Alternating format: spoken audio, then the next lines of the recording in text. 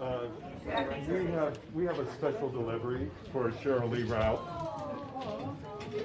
You'll have to read the card. Wow. Okay, this is crazy. But this is crazy good. Never, ever, ever in my life have I ever had anything like this. Look at that.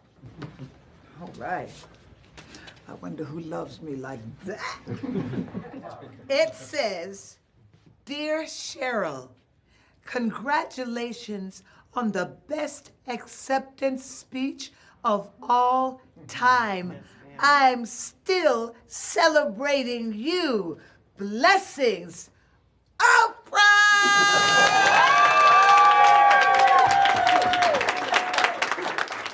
Girlfriend, I'm gonna hire a truck to take it home.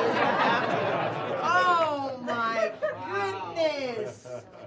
This can't even get in my dressing room. Oh my God, can you get to the front door? No, not there. No. You're gonna have to enjoy it here. What happened? You're gonna have to enjoy it here. I mean, like right here in the middle of the set. Oh, thank you, Oprah. Thank you very, very much. I appreciate it. It was a good speech, huh?